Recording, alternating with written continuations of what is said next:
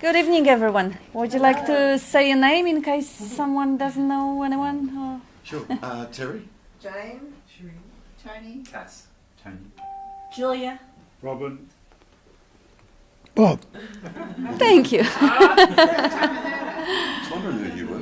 Yeah. And you're not the thing, you're not the label, right? No. So Are who, you? who are you? Who are you really? Bob is a lie. Who am I? Yes, I am that I am that. pure intelligence entity that pattern expresses as this pattern or label we call Bob. Cool. Who are you? I can tell you who am I not. How about that? Good. That'll be good.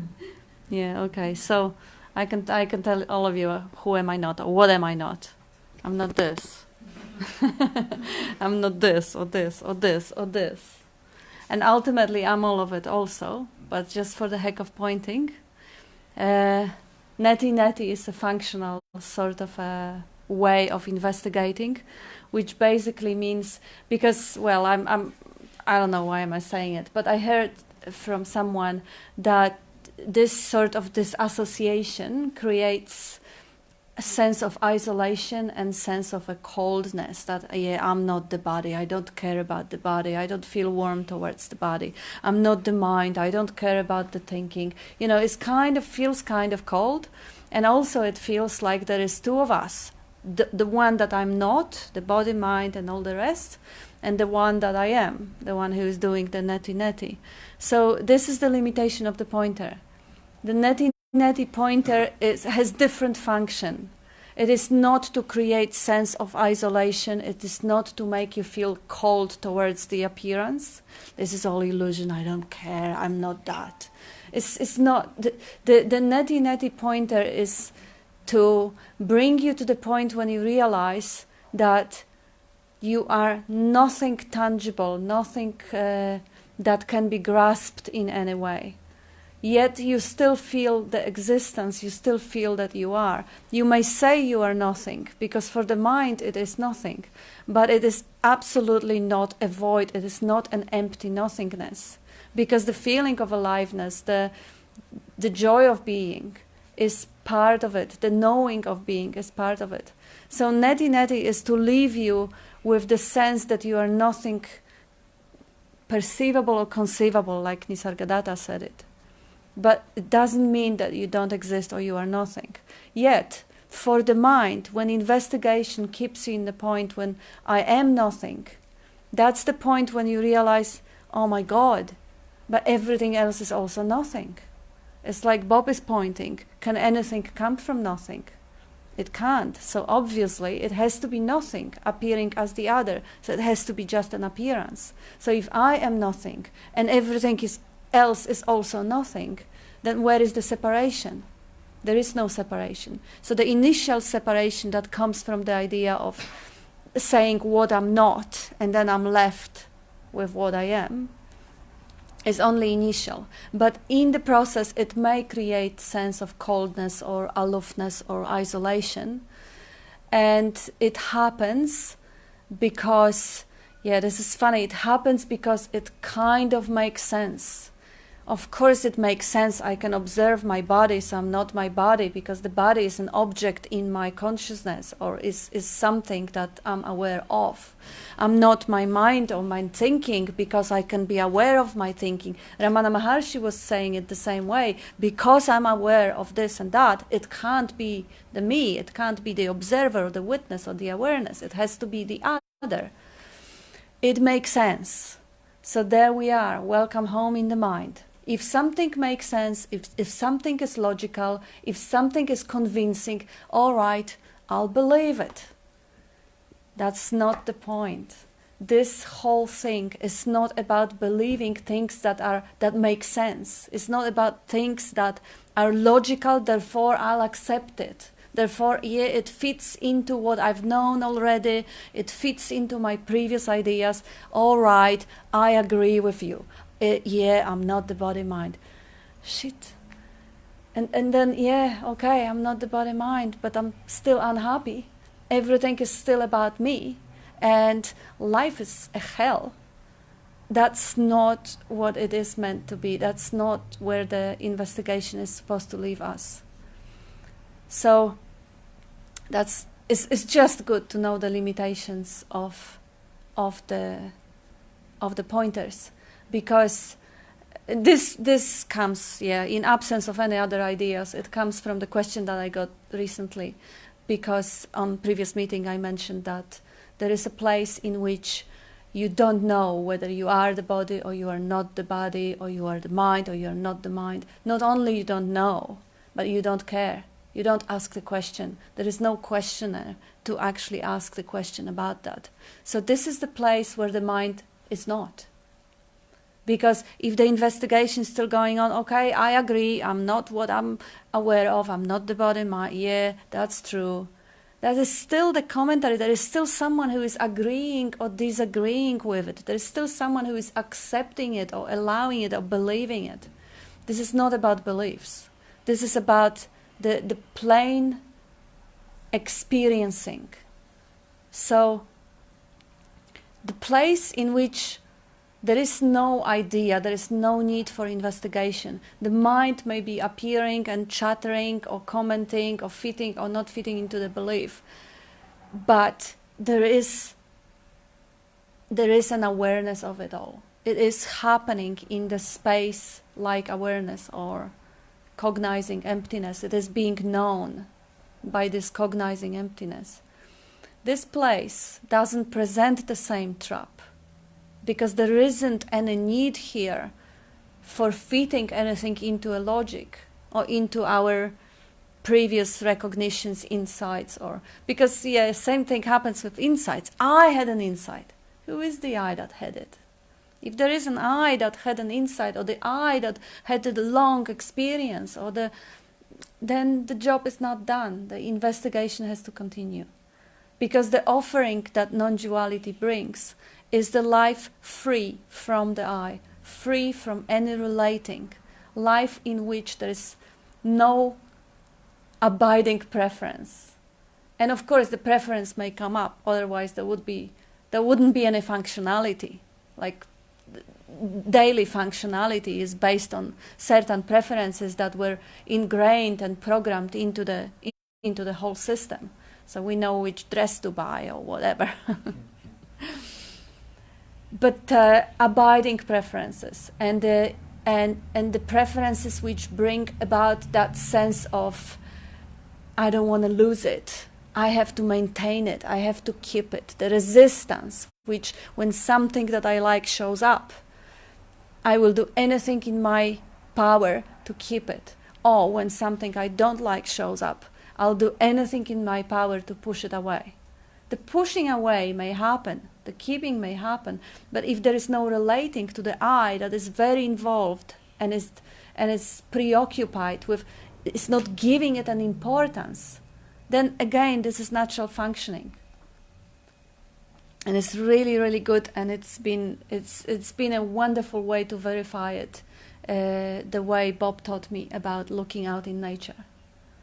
If there is any doubt, any sort of concern, what's natural functioning and what's unnecessary relating to the self and superimposing the conceptual image or entity and retranslating the world into the illusion. Look out in nature. Look at the animals. Do they choose? Seemingly so. But they are not relating to a choice maker. They are not taking responsibilities for the choices. Doesn't mean that if they choose wrongly, like we see our cats jumping from one shelf to the other, and they misjudge a distance. Doesn't happen very often, but it does. Makes us all laugh. That's evil. Yeah, they drop down. So there is a responsibility, or there is a consequence of every seeming choice or every seeming decision that the animals are making or taking. So normal functionality, we can see from that examples from looking out at life, that everything that is happening in life is just functioning, is just normal living. It's like the body is being lived, the thoughts are being secreted by the mind, just like the hormones are being secreted, or saliva, or whatever. Everything is functioning.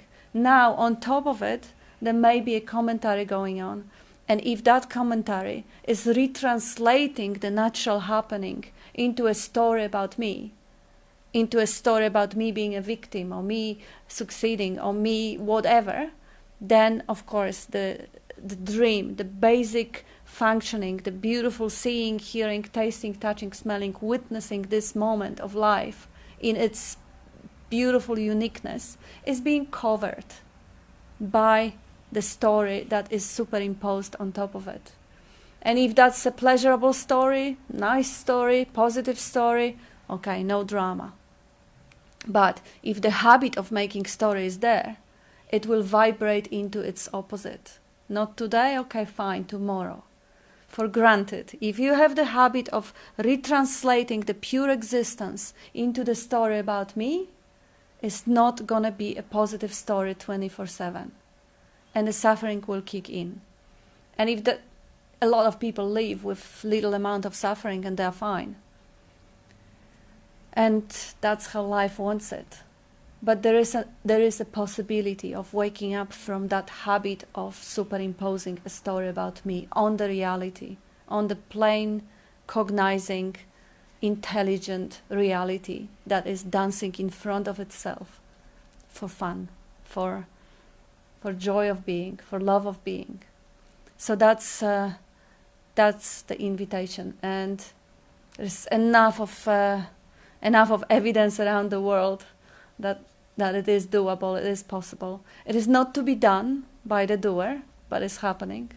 It's happening through many, many channels, and there is no reason why it wouldn't be happening through the body-mind that you brought in here. So usually what stands in the way is just a habit. That's the only difference, is the habit, one habit that can be broken if it's recognized.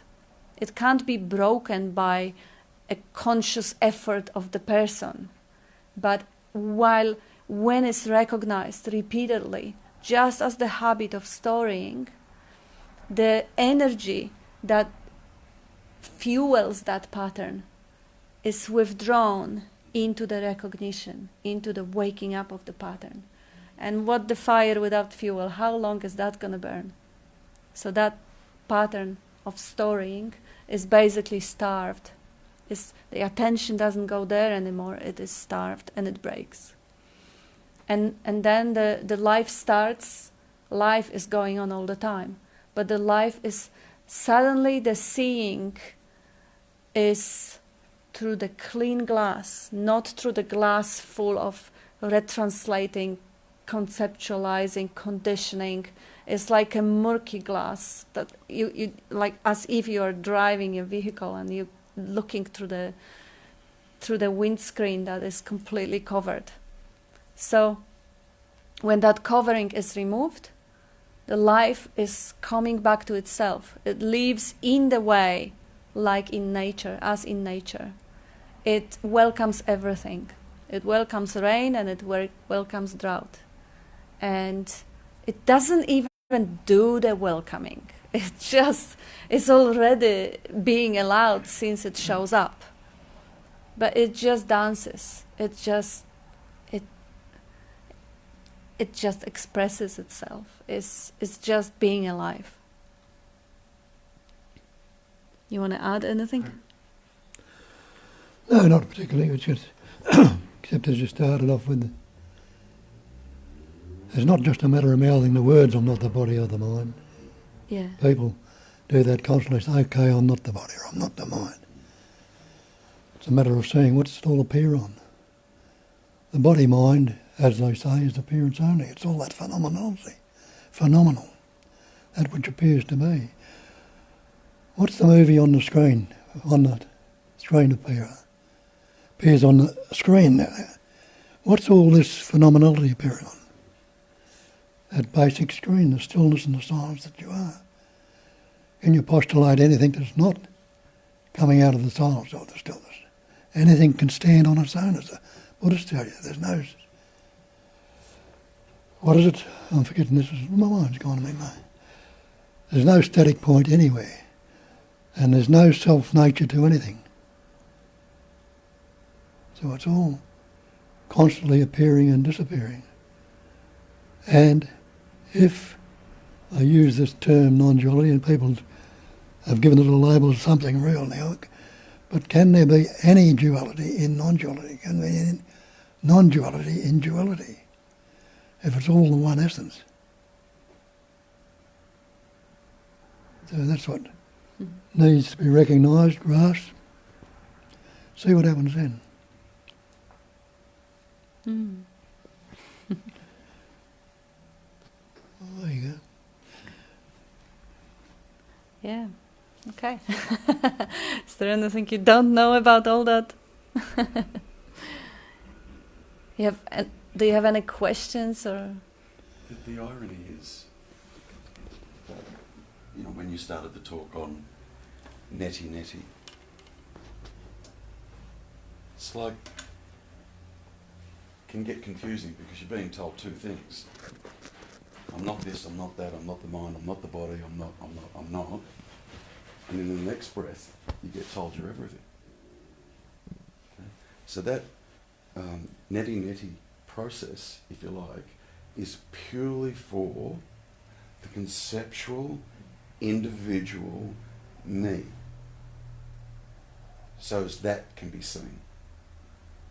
And we go through that, you know, and I've shared this a lot of times, you know. You know, it's okay, it can take some time, or it did for me, to see I'm not the product of anything that's appearing in the mind. I'm none of that. Okay? Neti, I'm not that. And Not this, it is. pardon? Neti is not this, not this. So what's the opposite of that? It must be that. Yes, sorry, yeah. Wrong terminology, yeah. And we go through, you know, seeing, it's, you know, it's, that process is designed for duality, or designed for the limitation of the mind, or of duality. So we can understand dualistically, okay, you know, I can see Julia sitting over there, and I know I'm not that, because after all, I'm sitting here, you know. So dualistically, we can sort of start to get a little bit of a hold on this. Bob used to use the expression, I haven't heard you use it for a long time, you know, but, you know, if you get a thorn stuck in your hand, how do you get the thorn out? You pick another thorn and you dig it out, and once you've dug it out, you throw them both away. So that neti process is what's being used to try and dig the thorn out, and then ultimately that gets thrown out as well, the neti process, yeah. Not this. And then,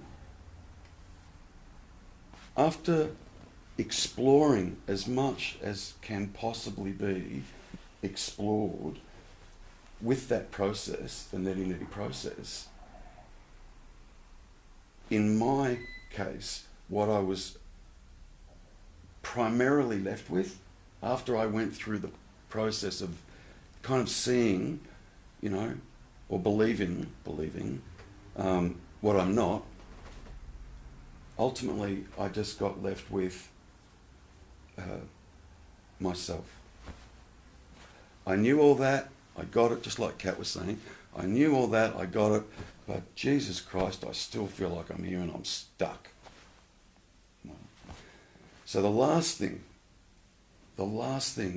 for me to see was that core me.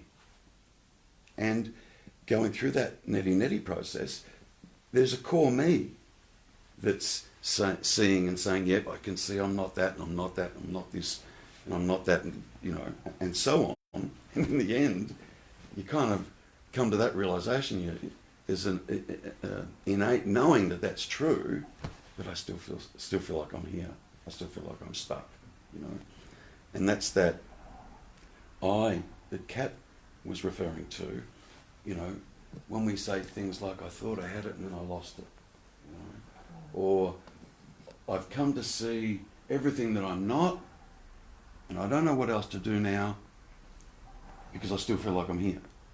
It still feels like there's a me here, you know. So you come to a point, if you like, of all you are left with is a sense of me. Just a pure sense of me. And that's the final thing to be looked at. And it's not complicated because it kind of feels like it's here and you don't know what it is or where it is, but it kind of feels like it's here and you're just more interested in where is it? What is that? Where am I? Instead of going through the complicated process that we did prior to that, which is, okay, I'm not this, I'm not this, I'm not this, I'm not this. And then observing that on a daily basis throughout the course of our day and watching thoughts coming and go, we kind of need to do that. But ultimately you get slammed back. You get slammed right back to here. And when that happens, it's really, really simple in that it's not complicated. There's just that point of self-inquiry. What is that? Who is that? What's saying I? What's saying, you know, now I don't know what to do. You know, what now? Who or what is saying that? I understand I'm not any of the thinking. Got all that. You know, even conceptually understood, I'm not the body. You know, I'm not over there. I'm not that thing. I'm not that thing. You know. And you just come back to that primary sense of a me-ness. And the reason it feels so real, I've said it before, is because it attaches to and identifies with the aliveness, with the presence. And that's why it feels real. Because it's taking ownership of this sense of presence, of this sense of awareness. It's my presence, it's my awareness, it's my seeing, it's my hearing. I'm experiencing everything through all the senses. Who the fuck is saying that? That's what needs to be looked at. Not all the other stuff. Not all the other stuff that just kind of rabbits on through our head through the course of the day. Although that still needs to be seen. Absolutely needs to be seen. So then you come to, then when that is fully seen and it drops away, then the paradox is, which is the complete opposite to where we started, I am everything.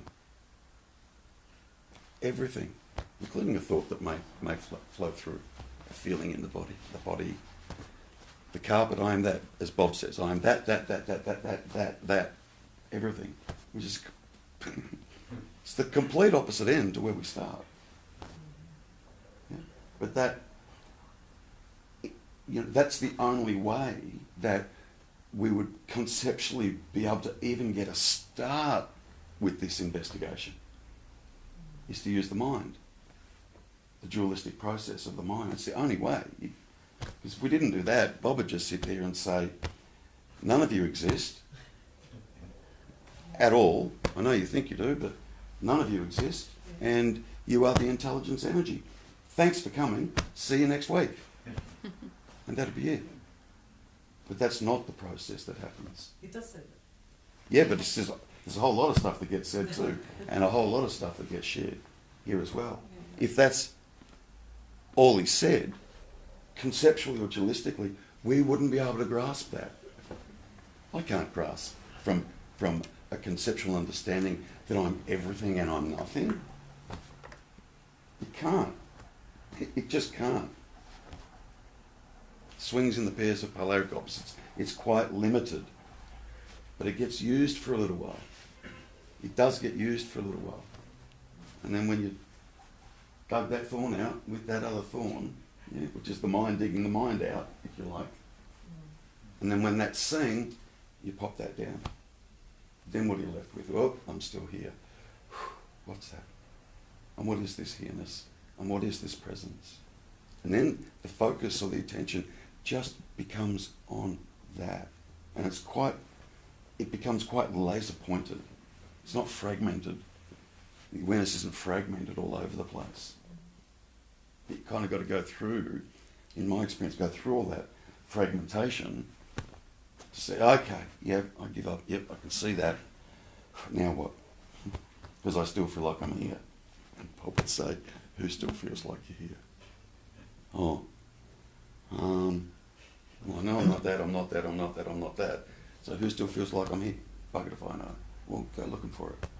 That's when the real search Bob is going to say something. actually starts. Yeah, that's where we say we're not the body, we're not the mind. But the me or the mine is taken to be a personal self. As Ramana Maharshi says, you know. And you ask, look at, what is it?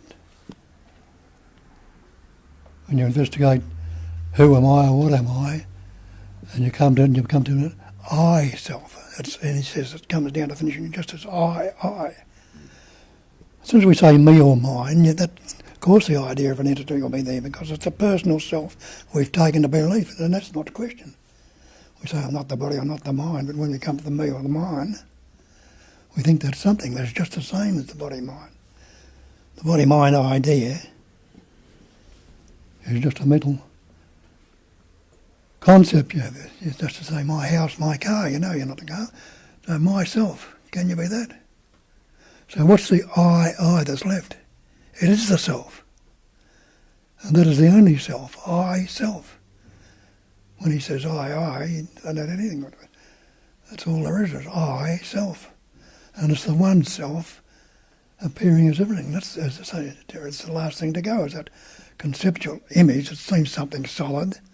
And then anybody ever, and you looked into it, ever found anything solid or substantial there? It feels like a knot, it feels like a crunch. But when you investigate it, there's nothing there.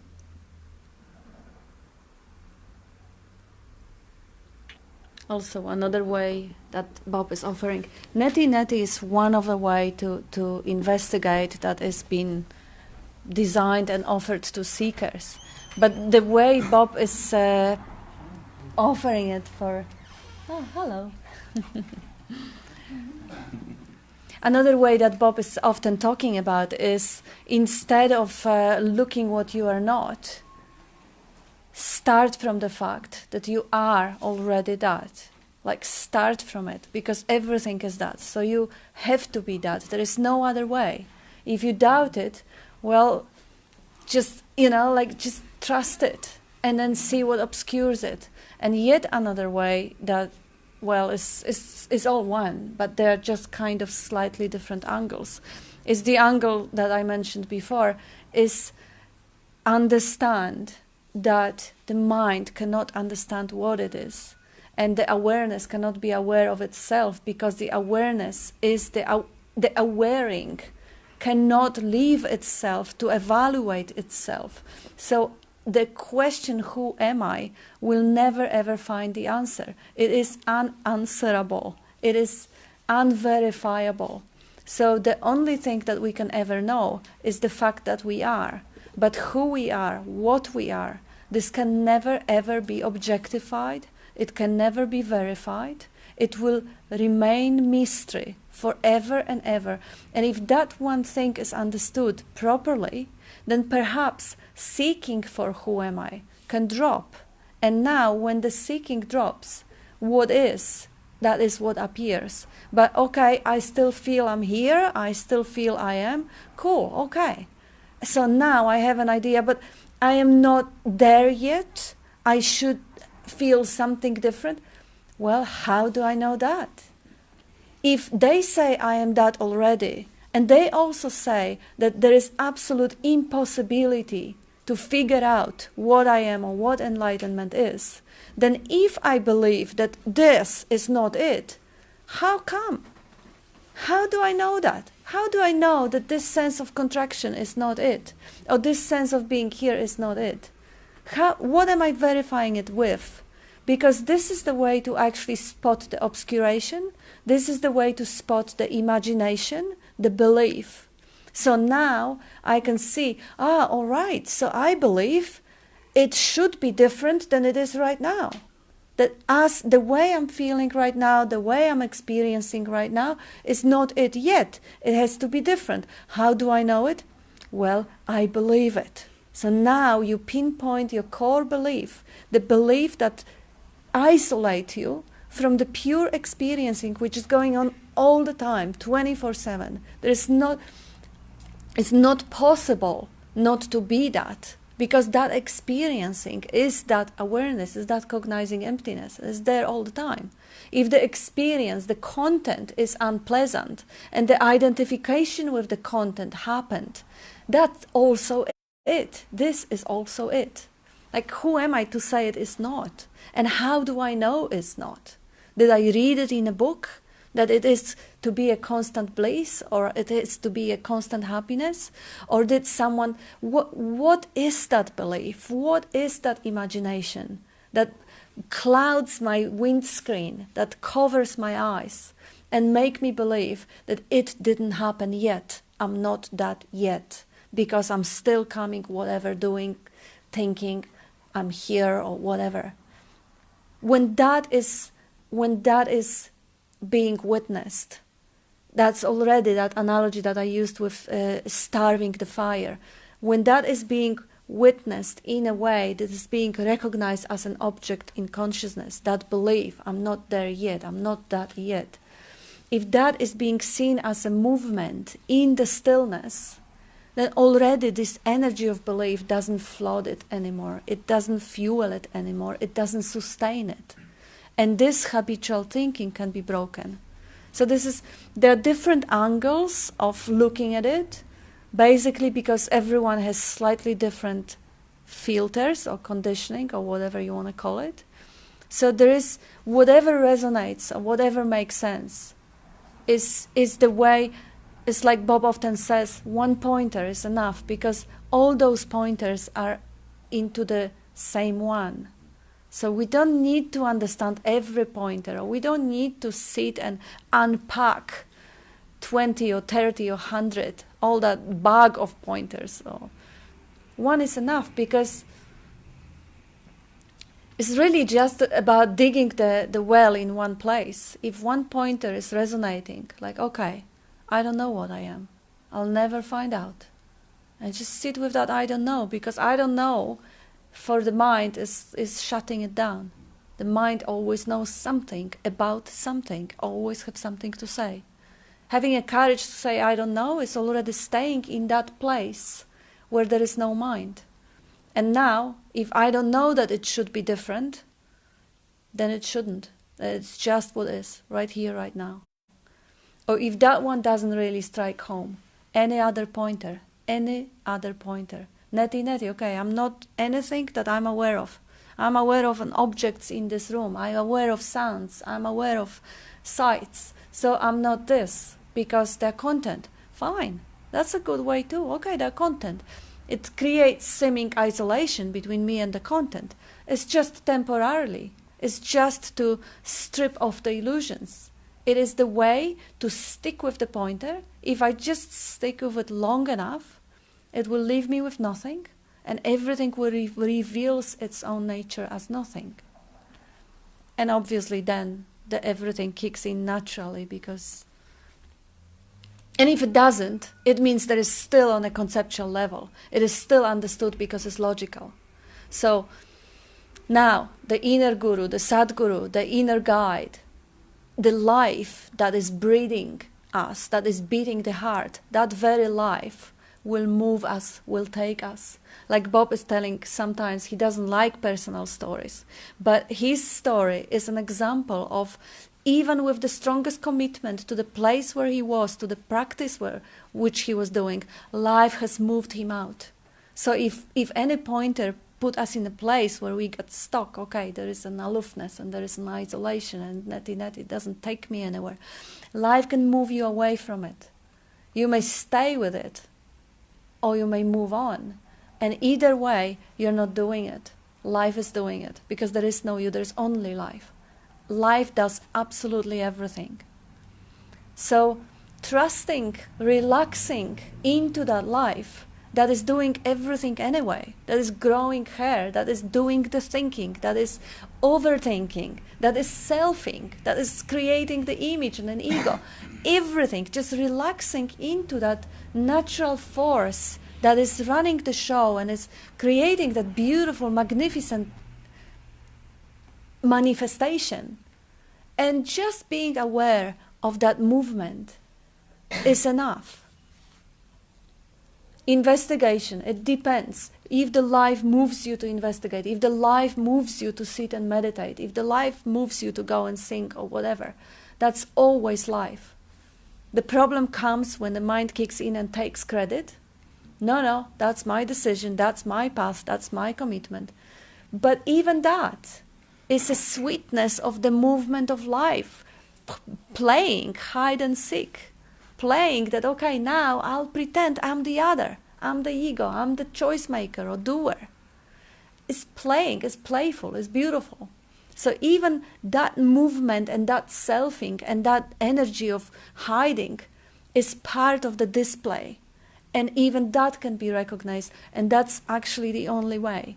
Because trying to fight with the selfing or with taking decisions, responsibilities, loyalties, and all that stuff is also going to be just life. It's just going to be more energy inefficient. It's just going to be exhausting.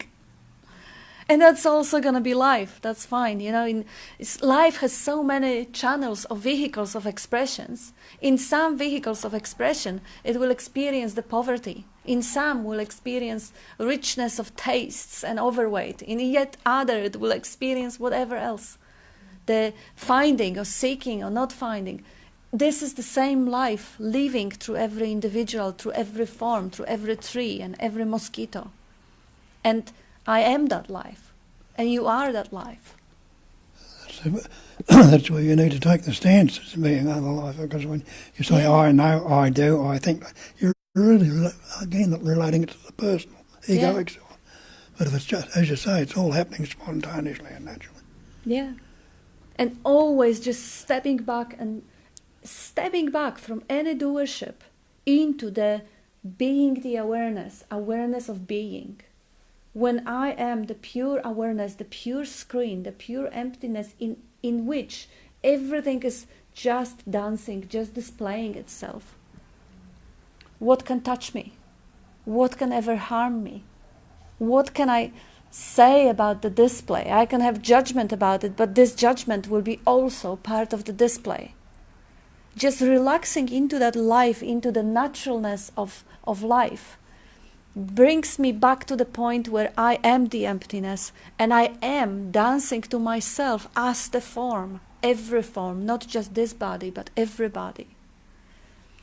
Start from that. Of course, yeah, because then it is the start point. See, that the only problem there is I and mine. Yes. And so that's the egoic self is I. When you add any concept to it, or my or mine. But if you see I as the self, the one self, there is only that one self. It's self-knowing, self-seeing, self-shining, self-awareing, self-being. No relating. Yeah, start from that, because this is really where the game starts. Before that, I don't know. It's just, I don't know. It's not life. I mean, come on. Life in a suffering, life in bondage, is it really life? Can you really call it life? It's kind of like a prelude to life. It's kind of because we all have taste of it all the time. Like, you know, everyone who considers themselves separate individual and who is striving to get reasonably well in life, reasonably successful, to reasonably safe. And all that striving and all that fighting, all that fear of future and fear of being rejected and needing attention and needing approval, all that stuff is suffering. But it is not 24/7. We all have moments when there is nothing wrong. We all have moments when we have the taste of the natural state, where everything is fine, everything is just as it is, and there is no problem. And we have that state probably many, many times per day, and definitely many, many times per year, in a moment of seeing beauty and forgetting who is looking, forgetting there is anyone looking, forgetting that, listening to a beautiful music where we forget that there is me having a judgment about that music and all that mental noise. When the mind shuts up, the natural state is all there is. The covering up with the all mental noise that is covering up interpreting what is actually the only thing that veils the natural state or reality from emerging and experiencing and expressing itself without that clouds of concepts. But the clouds of concepts are not a problem if they are recognized for what they are. It's just like, I actually do like to repeat that one, what Nisargadatta says about the dream. Recognize it for what it is. Recognize the thought as a thought. Recognize the feeling as a feeling. Don't take it to be a gospel. Don't take it to be absolute truth. Recognize the individual concept that you have about yourself as the concept. Oh yeah, that's the selfing coming up again. So what? Recognize. When this is recognized, it loses its sting. It's not harmful anymore. It's just part of the play. And it's a... You wanted to say?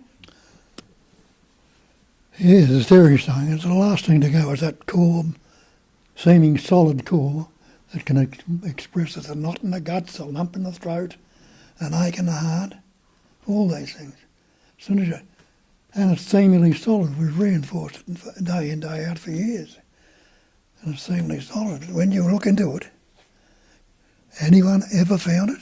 It dissolves because it's nothing there solid. It's thought-based. It's thought that's forming it. If it was physical, you'd feel the ache or the pain. It's different from physical, it's mental. Created by the mind, investigated and thought, wasn't that so? Yeah.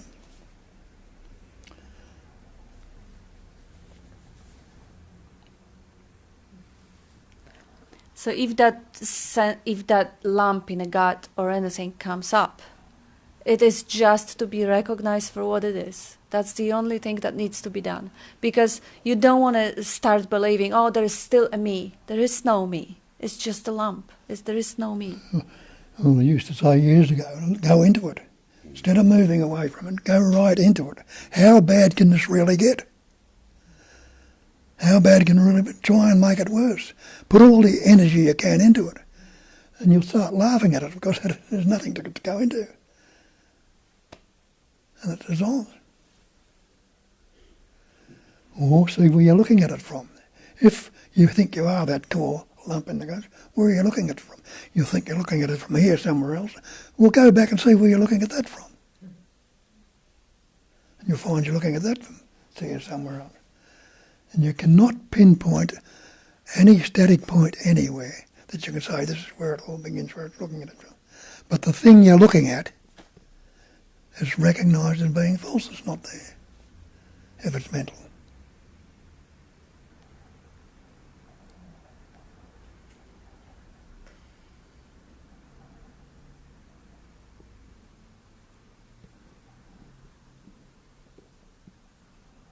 Yes, it's all really about recognition. Sometimes they use words, it's all about understanding. Sometimes they use words, this is all about love. So whatever word works with you, that's your word, that's your pointer. Understanding can't be conceptual. It is non-conceptual understanding. So it is the understanding that dawns on you when the mind is quiet.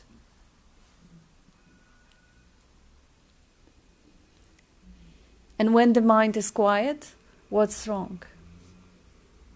Can anyone have any problem without the thought, without the thinking? The word problem is a word. is a thought, is an idea. Without that word, nothing's a problem. Even if the situation is uncomfortable for the body, and uncomfortable is again the word. Like Bob was illustrating with the lump in the gut. I like to actually look at it often, well, not that often, I wish it was more often, when I get a phone call from someone with that lump in the gut or with the anxiety attack or something that it is in the midst of it.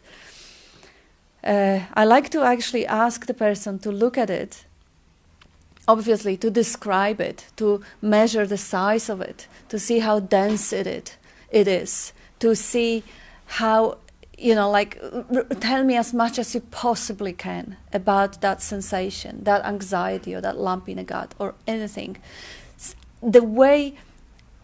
Describing that very thing already creates the distance, and it's not really a distance, it increases awareness. Suddenly, like Bob says, put everything into it. Now, the person who is describing it is putting everything into it. And everything is attention. Attention is everything. So now, that very obstacle or that very discomfort gets the light of attention. And those things, believe me, they only grow in the darkness. Put the light on them and they won't be sustainable. They will dissolve in light. Light of consciousness, in the light in which we see every light and everything. Everything comes back to its true nature. And true nature of everything is nothing. So she's looking at the lump in the gut, she's looking how solid it is. It's a big like a baseball, or it's dark and it's dense and it's like iron and it's this and it's this, and she's looking, she's describing. And in a moment, oh yeah, well done, you're doing fantastic. Okay, how is it now? Is it the same size, or did it get bigger or smaller? Well, it's kind of getting a little bit more cloudy now, it's kind of dissolving a little bit. You know what? I don't really feel that anxious anymore. I don't know what happened. Well, I know what happened. The light of attention, brought up to absolutely everything, brings it back to its true nature. The body, true nature of the body, is emptiness. True nature of every lump, every gut is emptiness. This whole manifestation is emptiness, appearing as the form. So there's no need to be afraid and to run away from anything, but just shed the light of attention on it, and it will show itself up for what it is, the nothing. Everything is nothing. And that's the beauty of it, because now you love it as the other, and you're not afraid of it as the other. You can appreciate it because it's not going to last. In a minute or in a month or in 10,000 years, it's going to be gone. One way or the other, it is temporary, is impermanent, is transient. Everything in the manifestation has the beginning and the end. So it is there right now. Enjoy it. It is there to be seen, to be acknowledged, to be loved. If that statement comes true, then the false cannot stand up to investigation. Yeah.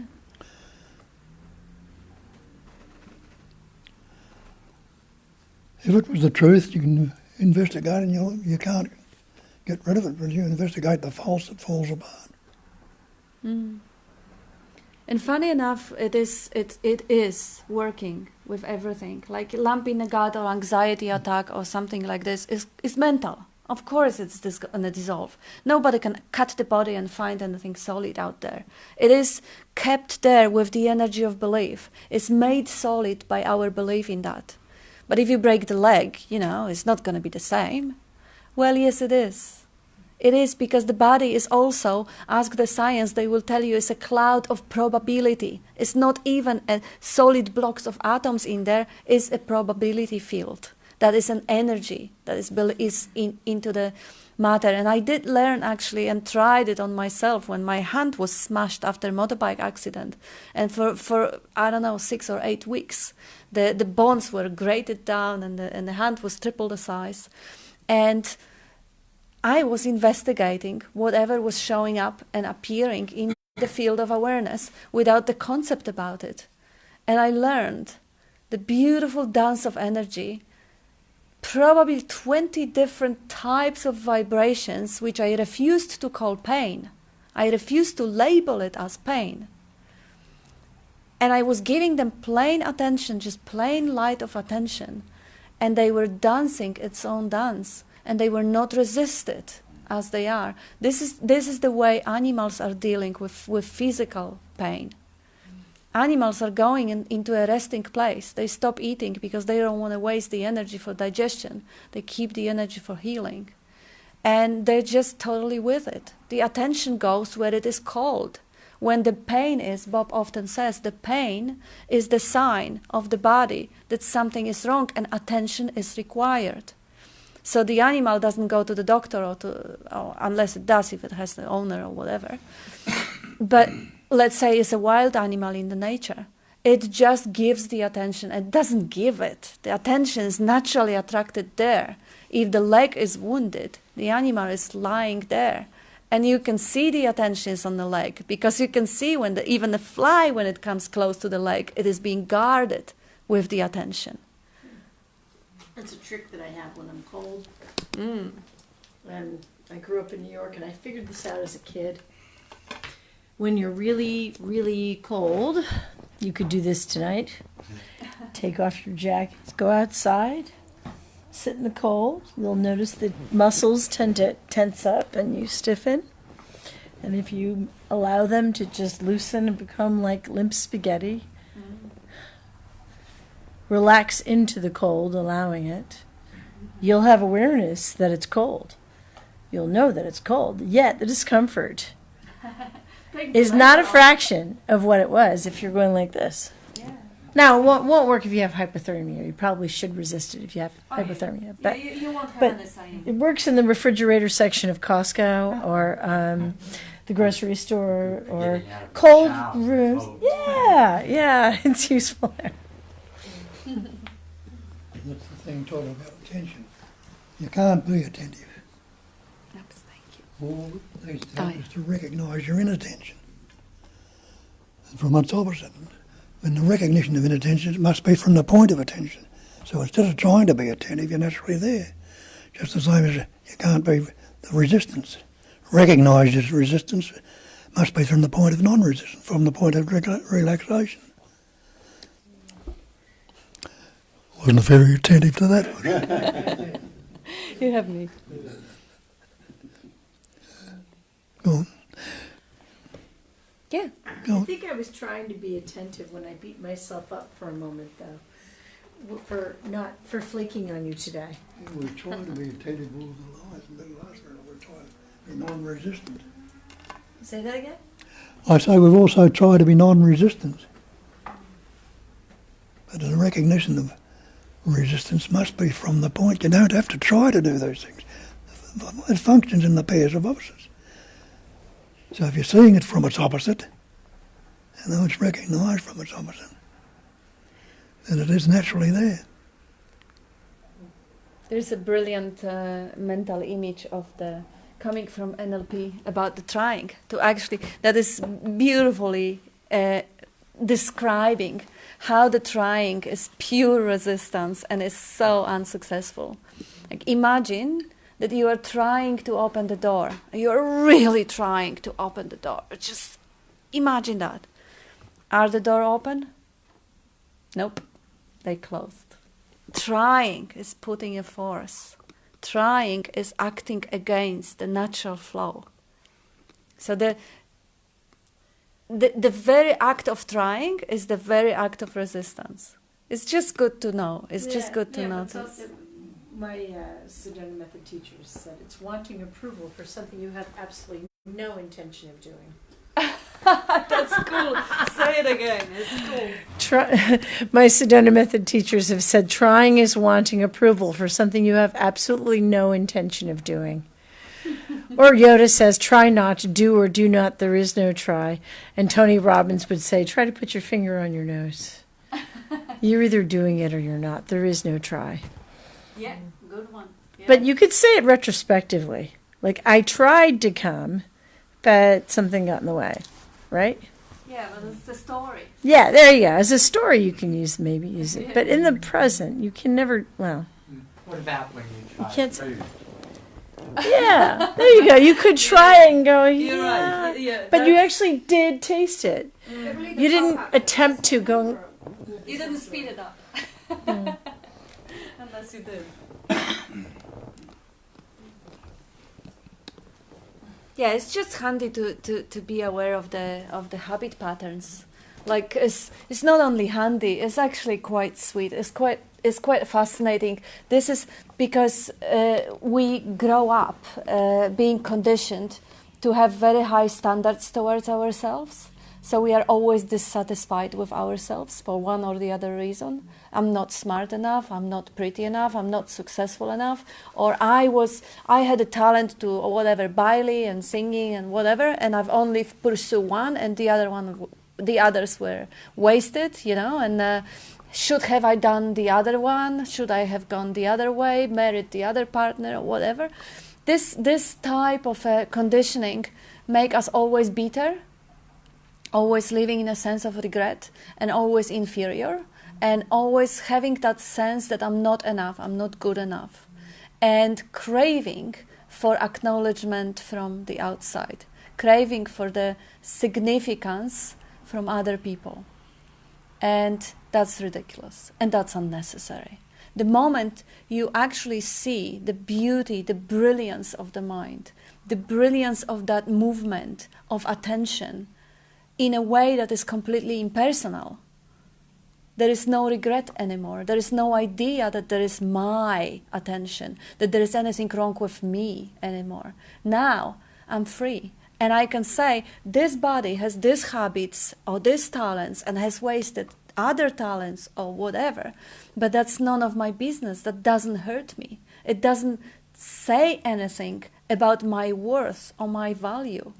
It is still the same as it was. It has the same capacities, the same skills, but it's not personal anymore. It doesn't hurt me anymore. If someone put a concept on this body, like I had it happen a couple of times for last year, that very close friends, they put a concept on this body and disappeared.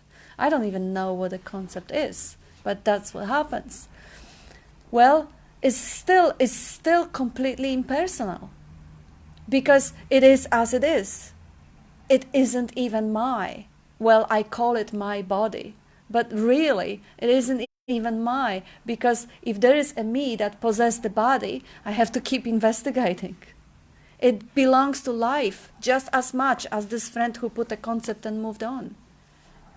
It is all beautiful as it is, and it is all allowed as it is.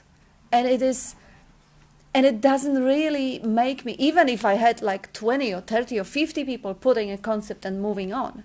Yeah, now you should look at yourself seriously, there must be something wrong with you.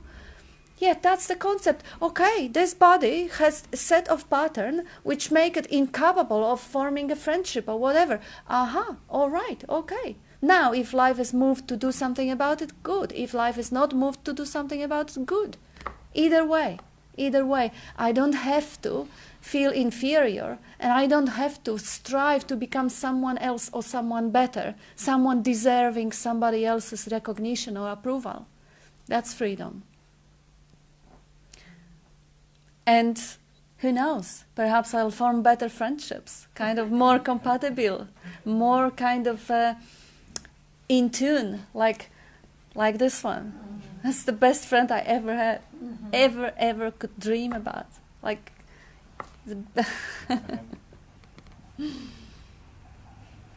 like there is no friendship that can compete with that. And there is no friendship that is needed on top of that. Everything that is needed is going to be supplied. And if I have the idea that I need something different or something else, again, I have to go back to investigation. Because life is intelligent. If I don't have it, well, and I'm still alive, maybe I don't need it. If I don't have a car and I'm still I'm still being able to move around, maybe I don't need it. Maybe it's just a desire.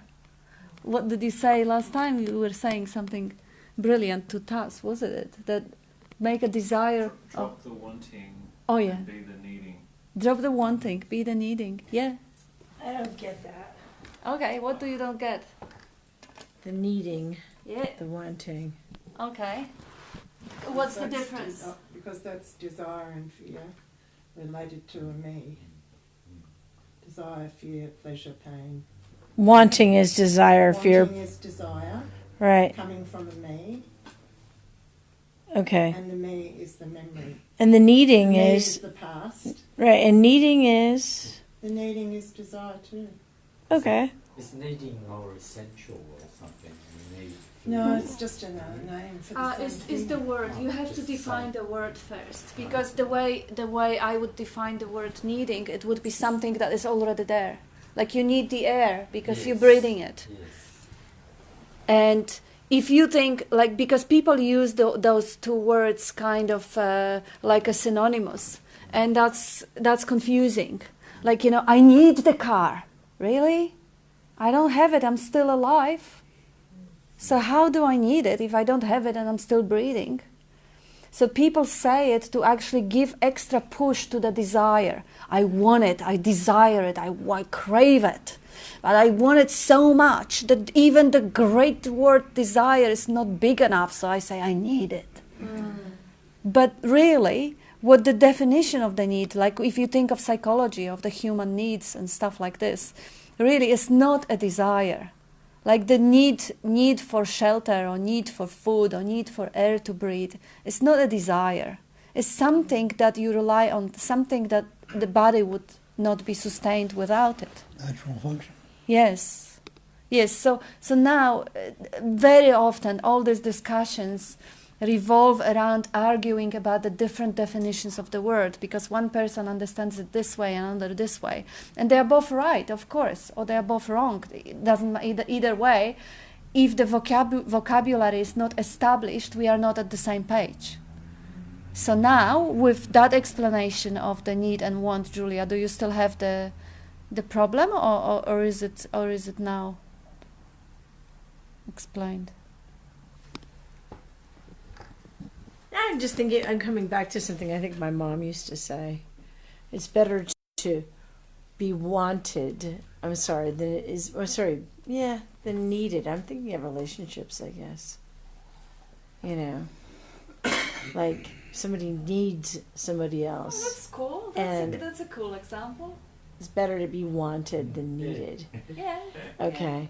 But I don't know, maybe that's just what I thought of. And she used to also like try to get me to differentiate between wanting and needing. And it was like you said, the things that sustain the body are the needs, and then everything else is a want. Okay. Yeah. Yeah.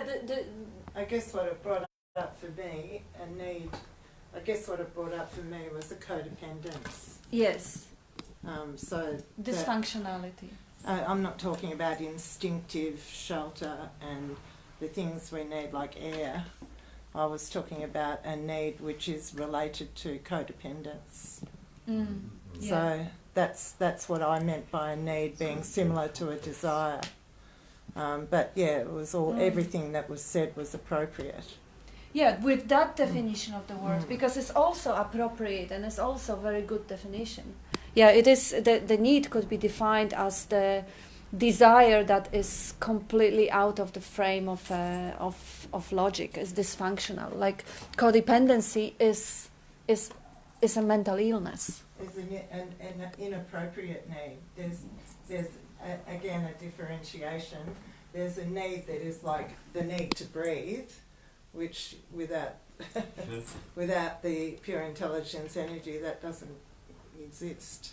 But there's the need which is inappropriate or dysfunctional, and then there's the appropriate need, I guess.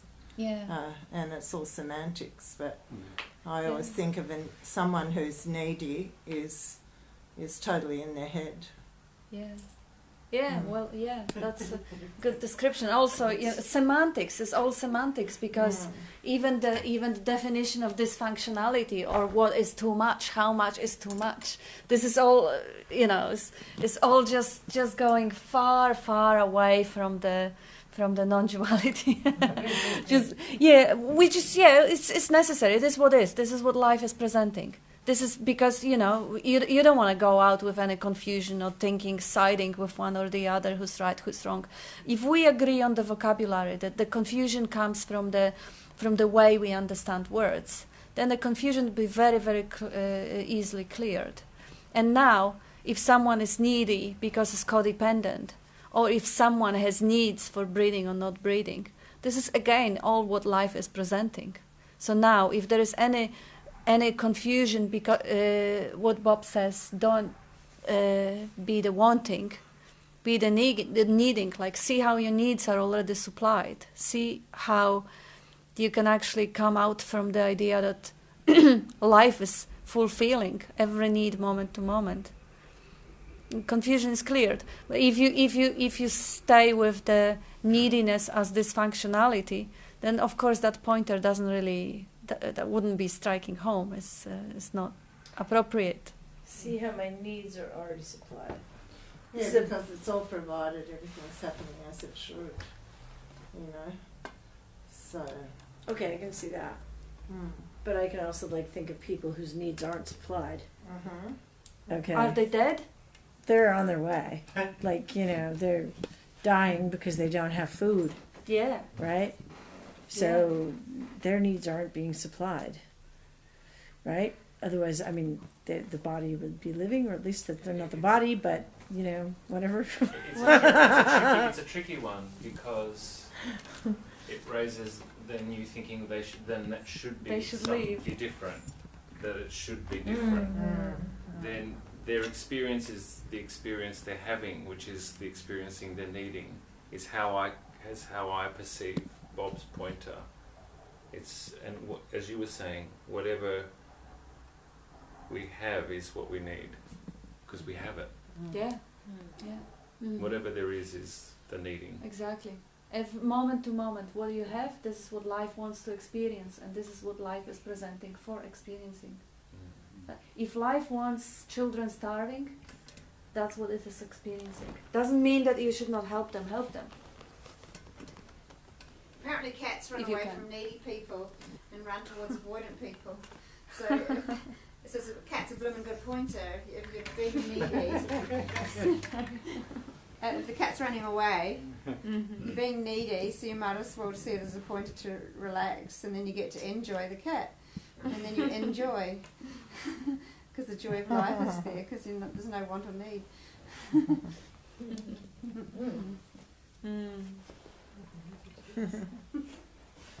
it's an interesting pointer. Yes. Yeah. Watch the nature, like Bob says. Everything as in nature. Well, all right. You ever seen a guilty dog? Yeah, I have. You have? Mm. You ever seen a guilty dog? A guilty dog?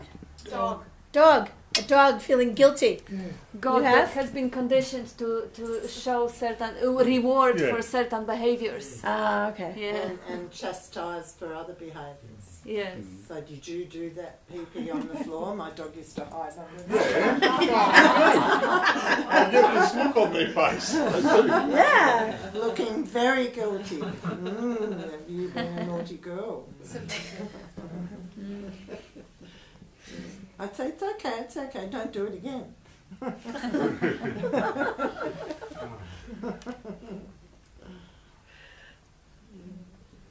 So you're saying it's a conditioned behavior for the dog, the guilt. Yes. For Yes. people also. Yes, for people Yes. also. The society conditions certain behaviors so that it can grow and it can be, well, society is life. Everything's life. Mm. The whole conditioning.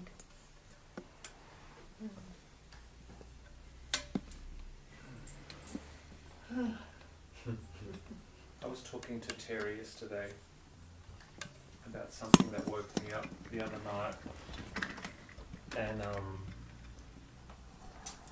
I'm glad, and you started with it today about the not being the body, and that's exactly what woke me up the other night. And it wasn't.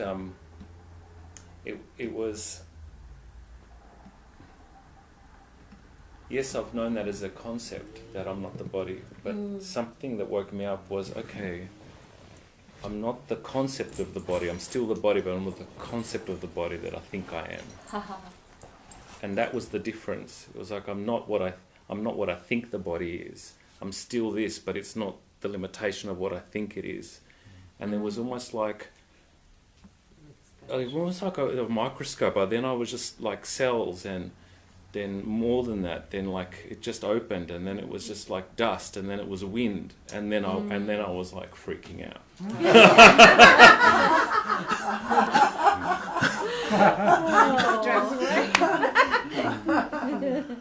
But then I was freaking out, and then I was like, "Oh, where's my anchor? Where's my anchor? Where's my anchor?" And then it was the moment. It was like, "Don't think, just be." And then I Relaxed. relaxed. Yes. Yeah. Beautiful. I've The had safe heaven. similar. I've had similar things like that. And it's scary when taking it right to the end, and then all of a sudden you're left with no thing. Because it was like, okay, I'm this, I'm the dissolving body, I'm the cells, I'm the dust, I'm the wind, and then I thought, okay, well, I still am all those things. I still am all those things. So that I'm all those things. But then there was the just something at that point. Yeah, I love that thing where we're the elements, we're all the elements. Yeah. We are. Yeah. Had used the term earlier, impersonal. Make everything impersonal. It is anyway. I don't want you to come over, pussy. Okay?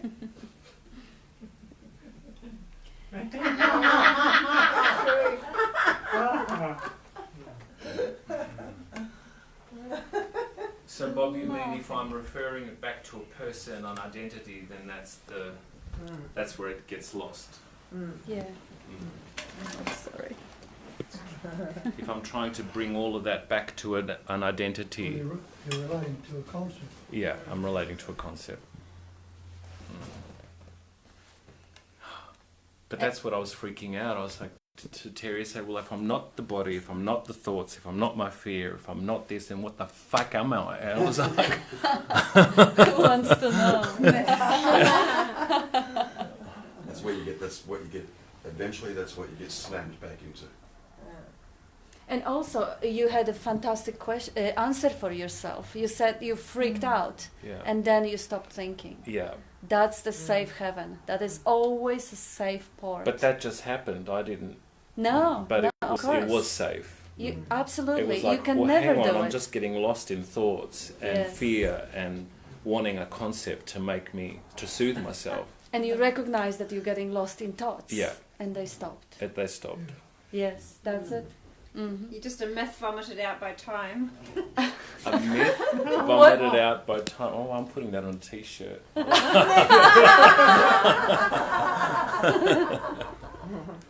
Years ago, when we used to go to the church on the corner of Hoddle Street and Victoria Parade, when Bob's group was there, for a while there we were thinking we might call it the I Give Up group. That's a good name. That's a great name. And that's a perfect name. Feels very relaxing. The I Give Up group. Because things like you were saying happened to you the other night, were happening a lot then to us all, because the investigation was really strong, wasn't it, Terry? And, you'd just go, I give up, And then we'd say, well, good name for the group, I give up. Give up I.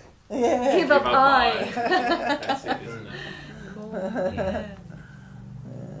The great healer, and you expressed it, the greatest healer, I'll probably get kicked for saying this, but anyway, the greatest healer for anything that's going on is the present moment. That's right. That's what heals Because what's wrong with Attention right to now the if you don't present think about it? But attention towards the present Attention to moment. the present moment still implies something that's being attentive of the present moment. And I'm not talking about that. No. Not talking about that. But I understand what you're saying. That's why Bob's point is so fantastic. What's wrong with right now if you don't think about it? And it just happened for you, Tess. It just happened. You didn't even have to say that sentence. It's That's why I keep saying to you, relax into this. It's okay. Relax into this. And it's seeping through. Because even when you went through, I'm not this, I'm dust, I'm blah, blah, and there was like that, what happened after that? Oh, it's okay, Relaxation. I'm here. It's okay. That's just, and I'm here. Yeah, that was that. It was that. Yeah. That's the only thing you know for sure, is that I'm here. Because all that stuff that goes on can't actually exist in the absolute present moment. It can't occupy that space. It cannot occupy that space in the absolute present moment. It can't occupy that space. It can't. So the screen is not touched. Yeah.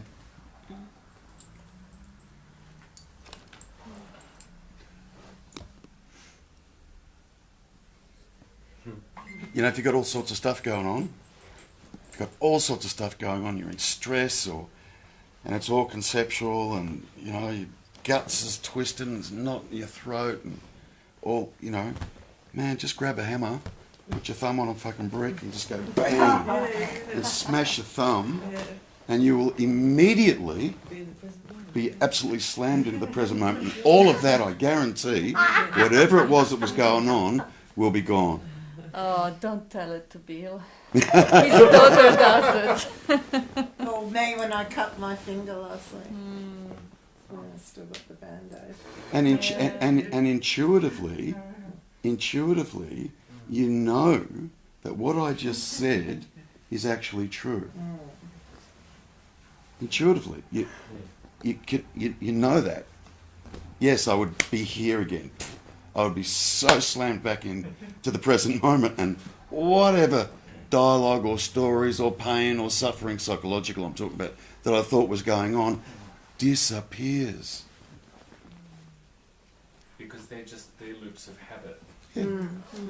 Total loops. Related to the me. Total loops. Which is the biggest habit, the me. Yeah. Identification with the me. Yeah. Just keeps going round and round and round, jumps here and jumps there, and, you know, even when you're in conflict. This is amazing, you know. If you're in conflict with another human being, yeah, all that's going on is that there's a judgment internally here that's going on around the image that I have of that other person. It's got fucking nothing to do with the other person that I think I'm in conflict with. Nothing. So you've got two things going on. So there'd be a judgment going on around the image in here that I have about that person. So the conflict's not between me and that person. The conflict's in here. And we think it's... And then, because we don't realise that, we project it onto the other person and go, it's your fucking fault. The other person looked at you like, what the fuck are you talking about? I have no idea. It's insanity. Yes, but that's how it works. Yeah. And if you see that, like, see that. See that. Yeah, all conflict arises between me and the other. And the other doesn't even know about it. Yeah. And it hasn't even got anything to do with the other. Nothing. Trouble to accept your own imagination. The me is the memory, the me is the past or the future. So I can't live in the moment. But that's not just with a person. That can be with a thing. Yeah, person, An object. place or thing. It can be with anything. You know, that's right. conflict going on in here because this image that I've got about that thing is not fucking living up to the standard that I fucking think it should. Like Centrelink the musical. It's all in there. Well, you can have it. You can resentment about Centrelink. How Centrelink doesn't give you everything you need, and you know, you get on the phone and someone says, "Hello, can I help you?" And you've had this whole big drama in your head about they're not going to give me what I want. They're understaffed. They never do what I told them. And someone goes, "Hello, can I help you?" You know, it's all the resentment you have about the institution. You know, and what is a whole different in the moment thing, you know. Bob has a fantastic joke about it. Can you tell us this joke about the... I'll shift it to the other side. The guy who came to borrow the jack? You tell us this. It's just so it's illustrating it perfectly what Jane was just saying. Yeah? Please. God, I've told this minute. This fella's driving along a country road one night, he's miles from anywhere, and he suddenly realises he's got a flat tyre. So he stops the car and gets out and goes to the back the boot to get the jack out to fix the tyre. There's no jack there. Oh shit, what am I going to do? And he looks across the plains, and in the far distance there's a light in the night, shining bright. Oh, he says, "That's Bill Brown. I remember him. I've known him for years. He's a good fella. I'll walk across and borrow his jack. You know, he'll be right." So he starts walking. "Oh, yes, that Bill Brown. Remember when he did this and so happened and blah, blah, blah. And then he did this to me and we had this row and blah, blah, blah." He gets to the door and about 3 o'clock in the morning, knocks on the door. Bill Brown appears. He says, "Stick your fucking jack up your ass."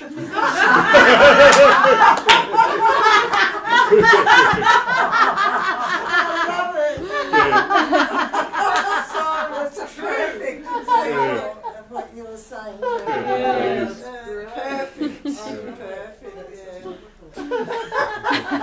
God knows nothing about it.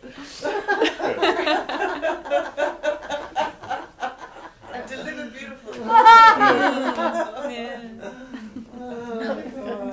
Yes, I was noticing a situation today where you probably all got times in your life where you can stand back from what's going on for somebody else and you actually see, okay, they're not ready to take this on, they need some space. But in their own heads, there's so much, the tornado going on of all the other crap that they're saying and feeling, and there's a bundle of stuff, but you're just sitting back seeing peaceful. Yeah, they need some space, so I'll just leave that. I won't try to interject. It's all good. And then I was like, oh, wow, what if it's just me, you know, like for yourself, to actually then, you know, just actually take away that tornado and just dip it out and imagine that here you're seeing someone that just needs a bit of space till that pattern moves on. And so, yeah, and then that whole thing just becomes depersonalised right there and then. Yeah. And so, yeah, that was playing out for me. Yeah, if you watch without interpreting, without yourself and relating to yourself, you really meet the other person. And you know one mind, you know every mind. And this was sort of just a point that came up in its own way to one way that then all the turmoil just goes from this immediacy. And so everything's depersonalised elsewhere and here, you know.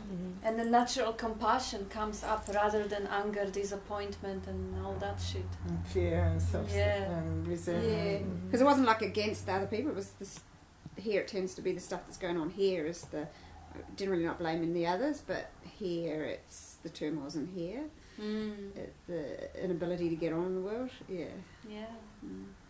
But if you, in the spontaneity, there's no fear. The spontaneity of the moment.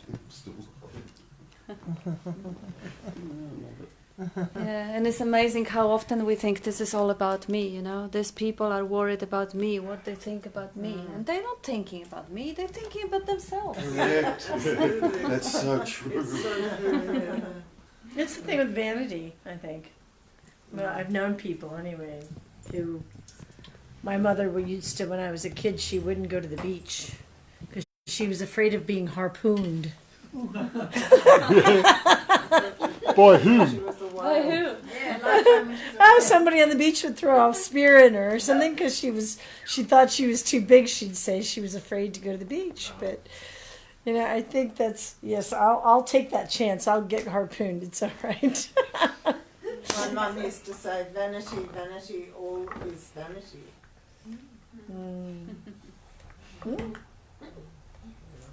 It's another way of saying it's all about me.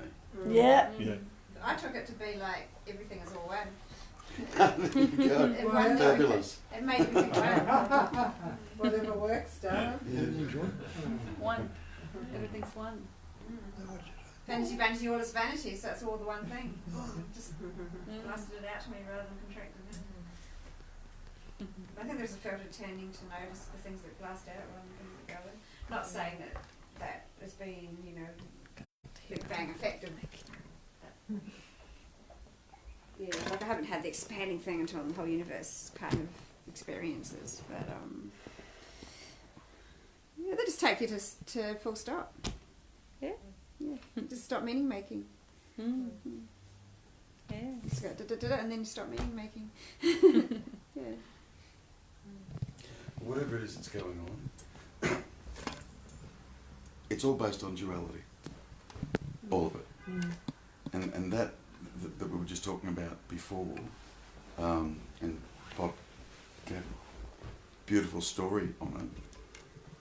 All the whatever conflict it is that's going on internally is based on two in here. Me and Two. the other. Or, yeah, Person, place or thing. we think it's me and the other, but it's still going to be some kind of judgment around an image or an understanding I have in here about that thing. Yeah, me and the other. Person, place or thing. Yeah, And that applies to everything. that's right. That's how that functions. That's exactly, it splits. There's a judger, and then there's a conceptual understanding. There's always it's like two dialogues going on. And that's how the mind works. That's exactly how it works. It's the old clunky machine. So Pairs of opposites. So that's the duality, and that's kind of what needs to be seen and how it operates. And then you start to see how it really operates and conclusions that it comes to based on how it operates. It's so limited, so dualistically in relation to a personal me or a me and other. It's really limited. You take both those out of the equation, it's fucking magnificent. Yes, I agree. It's magnificent. It still fucking blows me away. It's amazing. So you've stopped Limitless. all judgment of yourself, all those self-talk, Went- the negative, you've stopped all that. That's the whole idea. That's Because that's duality when you're judging Yes, yourself as well. totally. Yeah.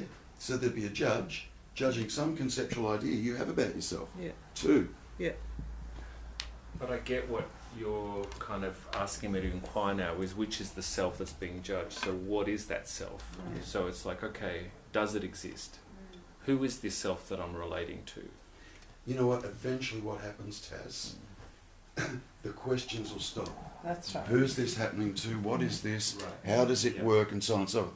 Because in the end, ultimately, you're still going to be left with that self. And in the end, instead of going, who is it? What is it? Where is it? You just fucking know it's there. It's there. And you believe it's there, and that's when you really just go looking for it. And you don't need to know what it is, where it is, how it operates, what it thinks, what it does. Just know that It's there. fucking there. Ah, And you can't know what it is. Yeah. no. But you exhaust that. You Yeah, I can't think exhaust that's what you've woken me up to that. That there's like, okay, so is this concept of I actually there?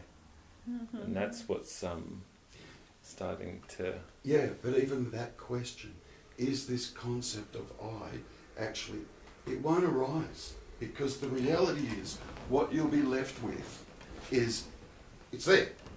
Yeah. All right, where are you? Not is it there? Is it real? Is it a thing? Does it have a place? Is there a centre? None of that stuff. The reality is you'll exhaust all that and you'll still go, yeah, I'm still here. I've answered, I've looked at all the questions. I've got all the answers. I'm still here. How come I'm still here? Okay, where am I?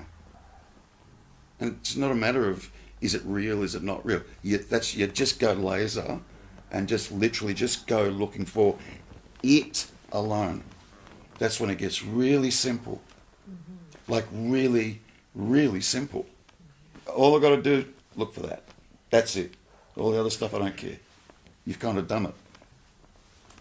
Another good one, another good pointer is if you're in conflict, you're in the past or the future.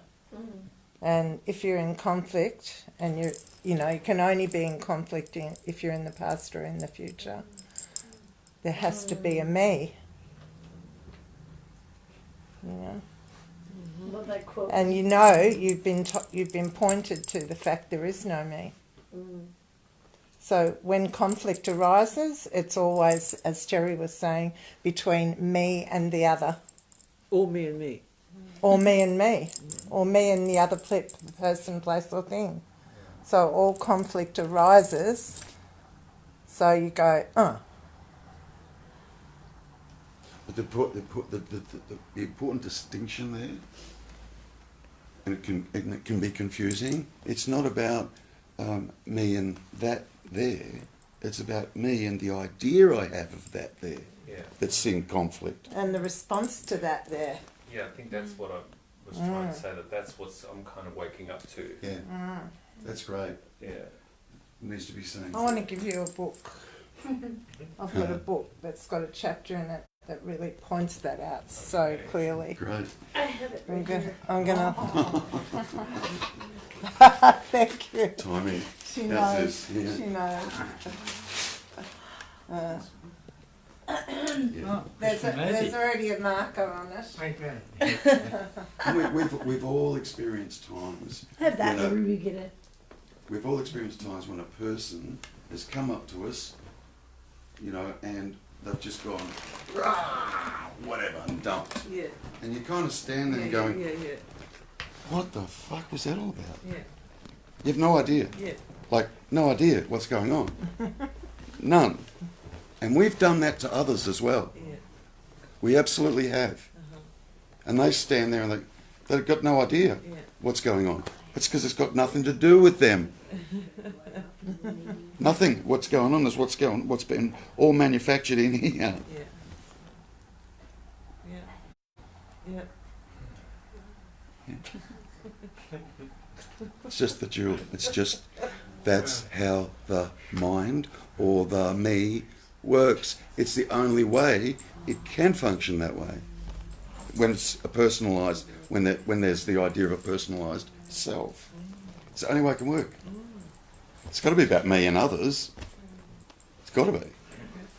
The me thinks, says, does.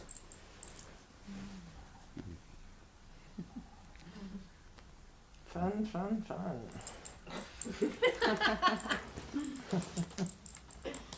Well, it gets a bit liberating because you start to not cast that stuff. When you start to see this, you at least start to not cast it on others. You'll at least start, so you can tend to generate at least a little bit of peace around you compared to the way we might ordinarily be acting out and reacting and responding and whatever. You start to catch it and go, whoa. And do you And attract then- more and- peaceful situations and people around you as a result too? Well, Who cares? good. I thought that would be a That was a great byproduct. question. And a That'd great be a answer. byproduct. That was a great answer. Yeah. That's what he meant too. It's just, look, if you're not putting shit out there, you're not going to be upsetting people around you. So it just gets a bit more peaceful around you. But it may not, because It's life true. circumstances may change and you may end up in a war zone. Who cares? If you are free, you're free from anything and everything. It might be a byproduct or it might not, but who cares, really? If there's nobody there, you welcome everything. And what I was referring to is just that, at least that initial seeing of the dual stuff that happens in here. So I'm still talking about a personalised identity. Yeah. Okay? Yeah. Oh, Image you okay. have about yourself. And you start to kind of see that. Yeah. And there's less projection of it. Yeah. Because hang on. And there's Nothing just to do less with it. conflict in your own. Yeah. Mm. You know, you just Ultimate. things that ultimately, ultimately things are quiet. But what you said before, Yeah.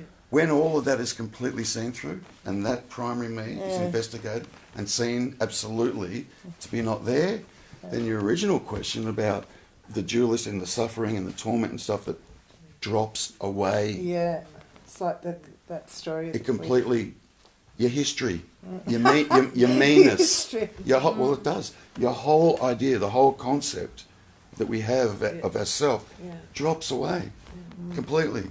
Then you're just in the moment and you're being lived, and you just get moved and stuff comes out of your mouth spontaneously, like it is now. I've got no idea what's going to come out next, and you don't care. Like it's all okay. Yeah. It's all okay. Also, that Nothing you could say could be embarrassing ever again. No, that's right. Yeah, no one to be embarrassed. what do you say, Bob? What do you I say? said nothing to relate to. Nothing to relate to. Also, yes, I wanted to highlight what Tony answered because this was brilliant with what she says. See, if you are at work and someone is having a go of you at work, and instead of relating to yourself and getting angry and getting defensive and getting violent towards that person, you actually come up from the space in which you see, oh, maybe she's tired. Oh, maybe she needs some space. Oh, maybe she's really having a hard time at home. Oh my God. And you don't even conceptualize those thoughts. But I'm trying to describe the emotion of compassion, where you actually, if it is not about you, you're meeting that person as yourself from the space. Now, are you going to participate in a conflict? Probably not. You see that person needs space, you give it the space, and you are loving yourself for giving that space, and you're loving yourself for not taking it personally. Yes, it is going to be peaceful. Not always. Some days you may get up with the left leg and the weather may be bad and you may have period or whatever. Not me, babe, not me. What was your last period, Bob? Right. Full stop. That's period. Isn't it? In American, it full stop means period, doesn't it? Yeah, so his last period is right now. Full stop. It's menstruation. Menstruation. Menstruation. Cool, Tony. We over time now, so thank you very much, everyone. Thanks, guys. Thank you.